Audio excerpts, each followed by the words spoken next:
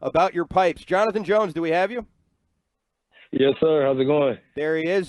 Jonathan, I thought that game yesterday reminded me a lot of a big game that you had 2 years ago against the Colts. You had a pick six in that Sam Ehlinger game. You remember that one? It was a similar looking game. I think the score was pretty close, too. You guys sacked the quarterback a million times. How did it feel to sort of go out there, know that you and the front were kind of in sync in terms of coverage sacks, in terms of them getting to the QB, you guys making plays out there? It seemed like for the first time all year, everything really clicked for all 4 quarters. It did. I think for the most part, we kind of hit the keys that we wanted to hit. They did a good job of getting pressure. But not only that, just containing it. There weren't too many times, maybe twice, that he even got outside the tackle box to even get outside of those guys. And so when you can do that up front, the back end, it makes your job a lot easier.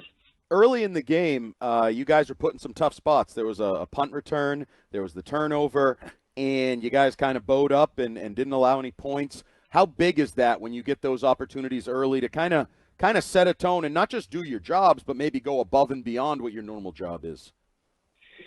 Yeah, I mean, we always pride ourselves, in defense of executing no matter where we get the ball, and that helps the offense out. If we give up a big return or the turnover and just not giving up points, not putting them in a situation where when they get the ball back, they feel like, they have to go out and score a touchdown. So that's a part of our job as defense, is just getting the ball back and eliminating points and not allowing their team to get up big on us. You had one big tackle, and I believe it was the first quarter, maybe the beginning of the second, that pretty much saved the touchdown. Open field tackling, things like that. You guys have, at times this year, struggled with that and struggled with sort of finishing your hits. Is that something you think you've improved on as a unit over the course of these 10 weeks? Yeah, I mean, Mayo, he called out the corners in the secondary, after last week's game versus Tennessee. The defense as a whole is just tackling. Something I spoke on last week of getting back to the fundamentals, and tackling has been a big part of that. On defense, they can catch the ball or make a run, but at the end of the day, if you're able to secure a tackle, you don't give up points. And so that was something we focused on last week, and something to be big as we continue out the season. So you say he called you guys out in the back end. I think we could say he called the team out with the soft comments in London. Is this team showing that they respond when he kind of pushes their buttons or challenges you guys? I would assume so. I mean, just based off of how the locker room has handled it, just how guys respond when there's adversity. We've gone through adversity this year, and guys have handled it well. No one's come in, with a sour face or sour attitude, after, a loss. So I definitely say guys have handled it the right way. I know this is a weird question, seeing as where the season is right now and everything, but did yesterday feel like a get-right game to you guys? I don't know about that. It just felt like a win we needed. And like I spoke to the team after, the phase of this is stacking wins. Every win we've gotten, the 2 we've gotten before, we lose the next week. And so in this league, if you can stack wins, get some back-to-back wins, and build off of it, I think then we can say we're heading in the right direction.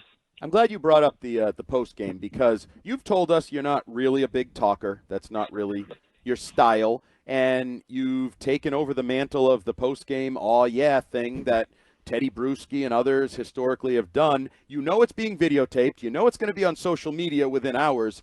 Do you enjoy that? Do you get nervous? Do you prep a few notes? Do you ask Slater for a little advice? How's that go about?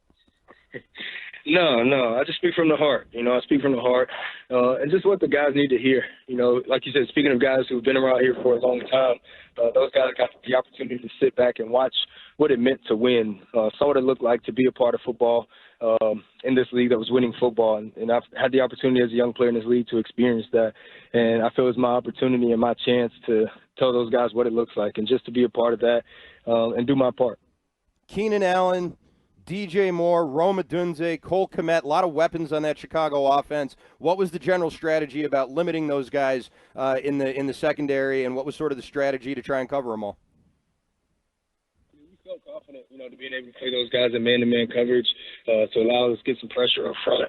We felt confident stepped up to the plate. There weren't a lot of explosive plays or any, explosive plays for the receivers.